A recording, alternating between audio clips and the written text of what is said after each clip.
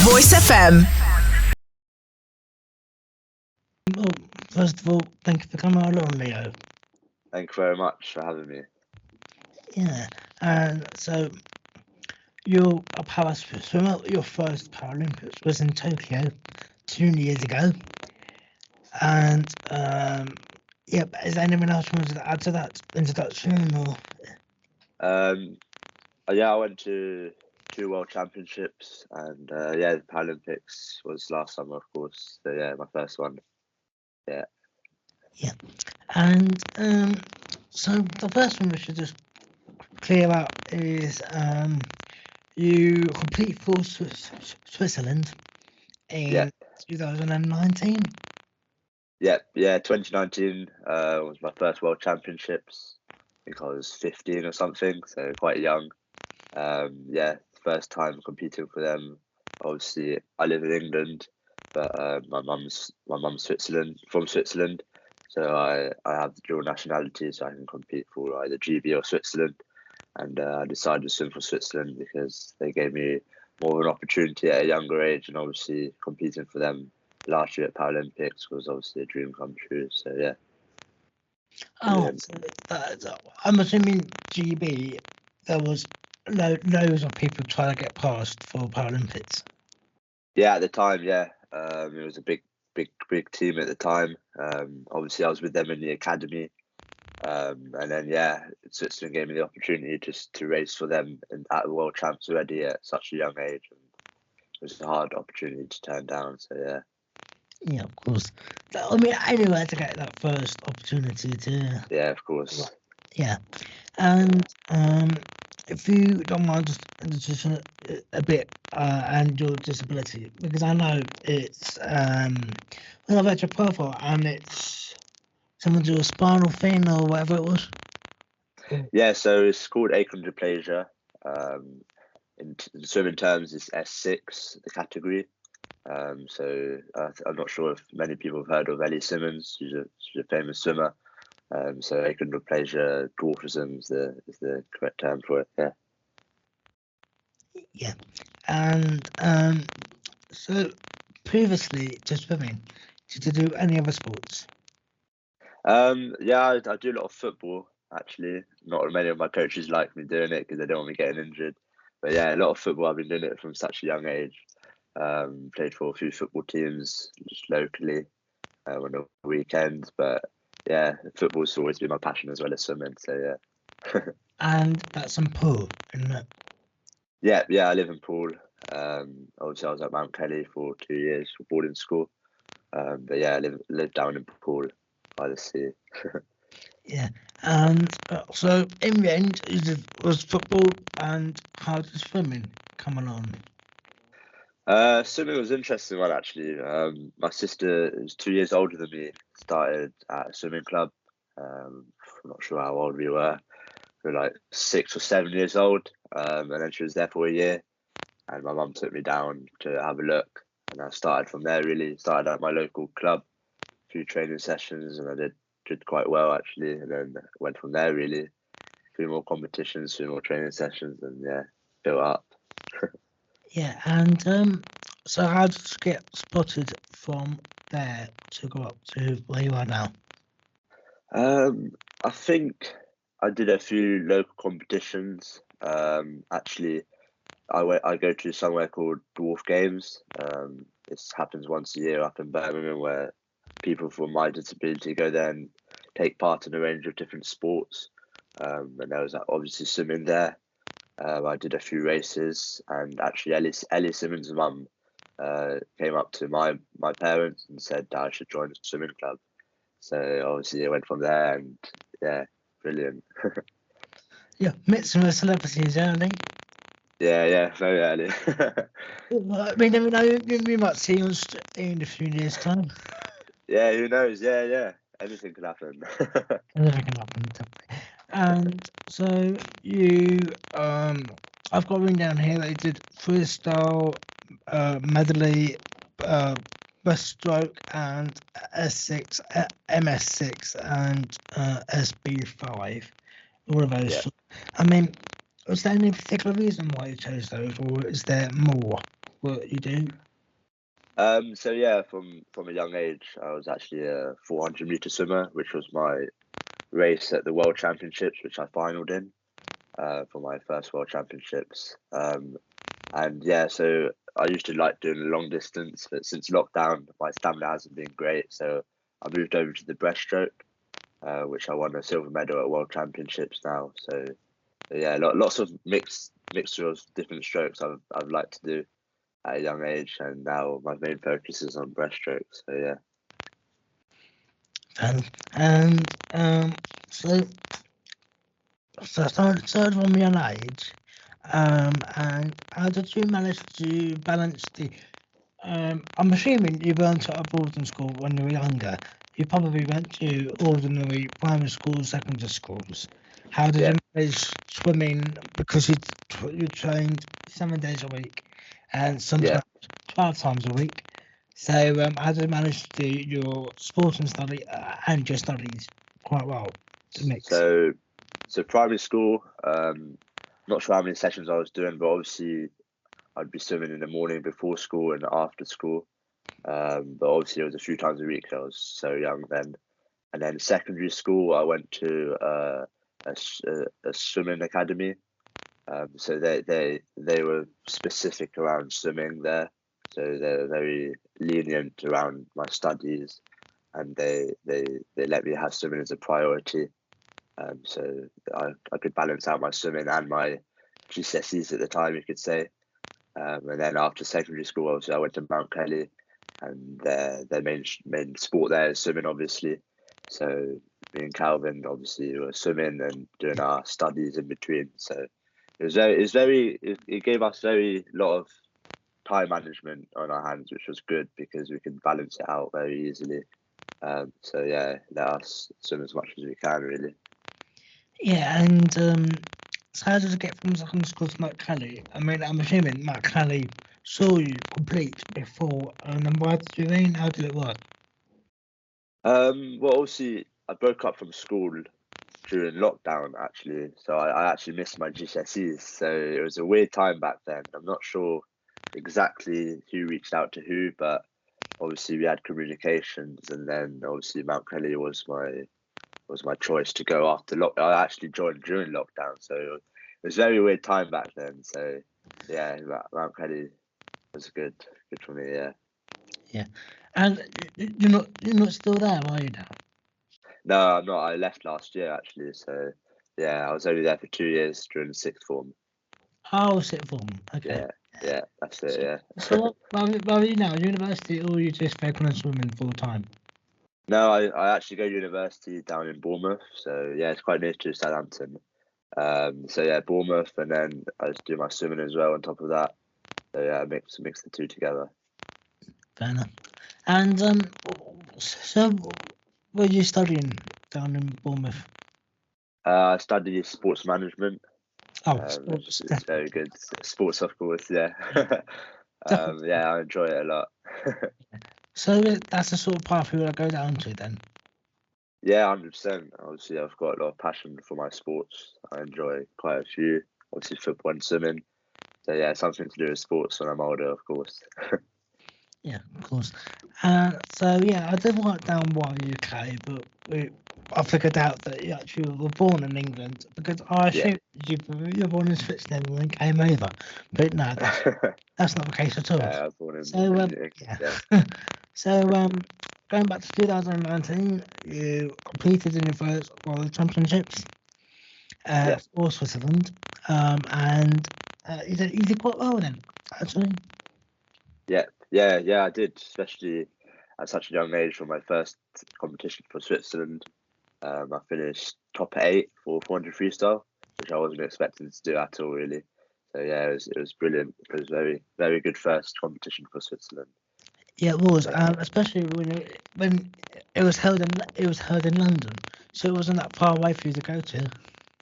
No, it wasn't at all. Actually, I flew out to Switzerland for the training camp before, in a high altitude camp. We often do that before major competitions.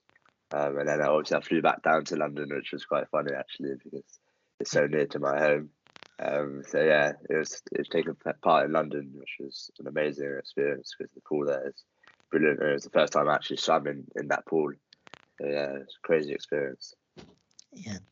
And then 2020 was meant to be Tokyo, but obviously delayed for obvious reasons.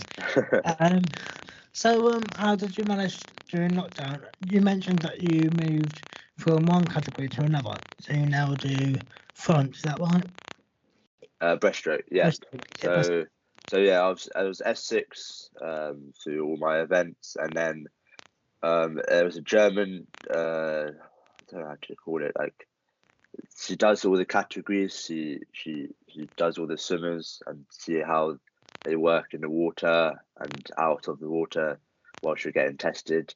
And then she realised there was different movements in my legs for my breaststroke, and obviously there was more of how to explain it. There was less of a movement that than was expected from an S6 swimmer. So she then mentioned it to my Swiss coach, and they went from there. Really, then had my categorization for my tests, and then they moved me down to S5 for breaststroke. So yeah, it was really cool to see how that all worked out, and then obviously now breaststroke's my number one stroke.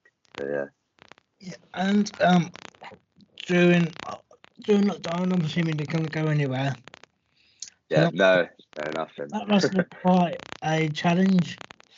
Yeah, it was 100%, especially at the time. I was doing my GCSEs and I'd just finished secondary school. So, yeah, no training. So it went from 8 times a week to training to absolutely nothing. So, yeah, very, very weird times at the time having to adapt. And then obviously after lockdown, I had to go straight to boarding school and have to rebuild my training sessions, get fit again. Yeah, it was very difficult for all the swimmers and everyone around the world, pretty much. Yeah. Yeah. And so you came out of lockdown. You went to Tokyo. Obviously, first Paralympics must have been quite a surreal moment for you and the family. Yeah, very surreal, especially. Obviously, it was unfortunate that my family couldn't come watch me because there was no one even allowed in the stands or anything. But obviously, for me, it was a brilliant experience. Such a dream for me, and yeah, very very happy with myself to swim there and do quite well. So yeah. Yeah, and well, funny enough, your two of your mottos is actually no pain, no gain. Yeah. And the funniest thing that was I noticed was for your goal for Turkey was to swim as fast as you can, and I'm pretty sure that's the aim for everyone involved. Yeah, of course. Yeah, fast as I can. I see what I wanted to do there. Obviously, it was my first Paralympics. I wasn't expecting much, but obviously, I wanted to swim as fast as I can and see where it took me, really. Yeah, definitely.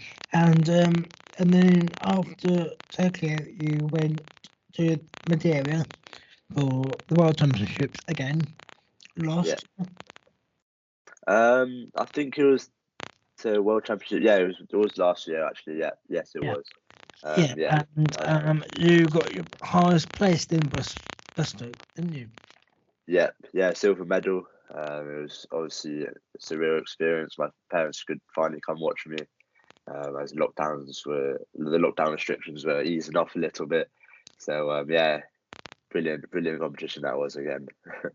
Yeah, definitely. And but the most surprising thing that came up was that you're a Palace supporter. Yeah, I am. Yeah. Yeah, I mean, there's always a bit controversial on them at the moment. But Alvin is a Brighton supporter, so Yes, he is. wild going on that door. Yeah. It was obviously I became friends obviously through us knowing each other's football teams and yeah, obviously our football banter together, talk about football all the time. So yeah, it was very, very funny that was. Yeah, I mean, I saw actually a news release on the Palace website with your on it. That must have been quite Yeah, nice. it was. Yeah, Yeah, such an amazing moment that was. It's obviously my boyhood football club that I've been supporting since I don't even know when, since I was born. And then to have an interview with them was crazy. Yeah, and then you actually stood out to the stadium. You went on the Yeah, pitch I itself. went on the pitch and then had an interview on there. Oh yeah, it's really, really, really good. Yeah. Every boy's dream. Yeah, I'm 100%. And so we're getting on to the future now. Obviously, Paris next year will be your next goal. Yeah, Paris, something to look forward to in 2024. Obviously next summer after this one, so working towards that, and then World Championships this summer, actually starting in July. So that will be in Manchester, and then see how I do there. Hopefully, then qualify for Paris, and then work from there really.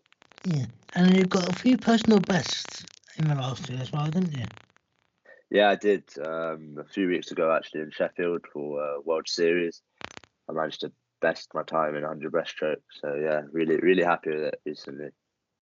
Yeah, I keep saying all sorts of things while I was typing your name. I see a lot of things and when I have to translate it into English to find out what it means. Yeah.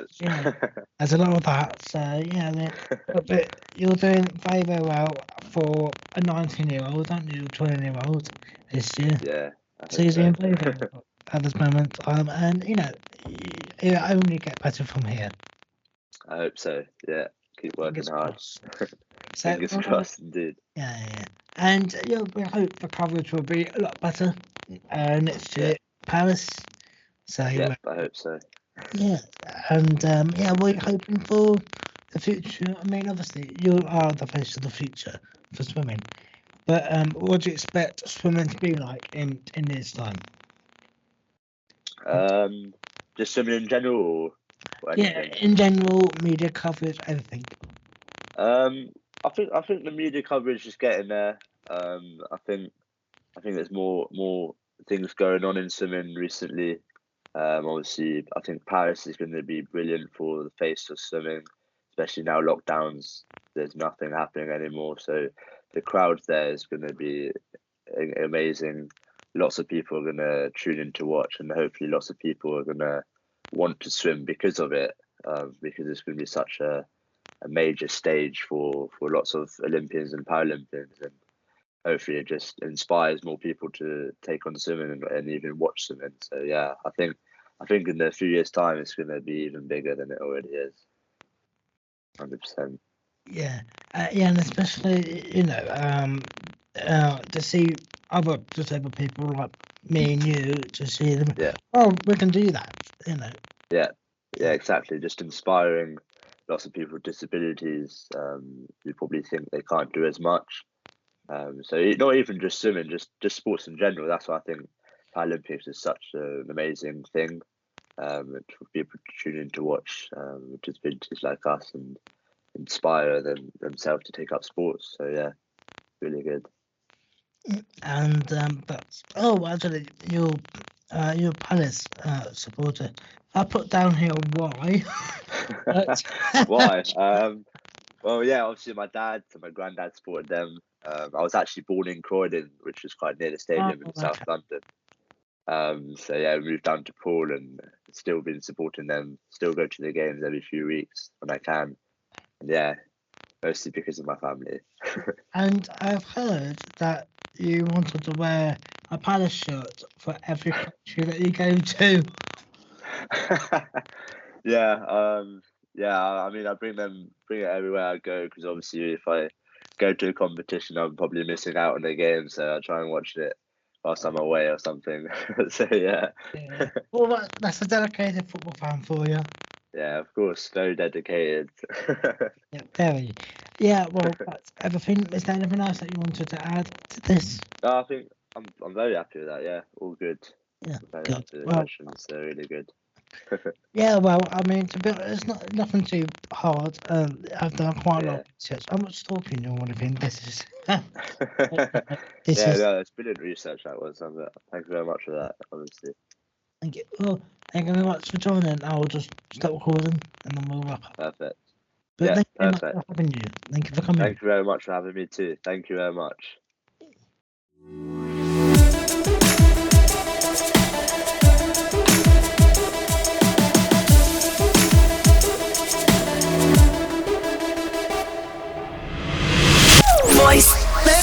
Voice FM.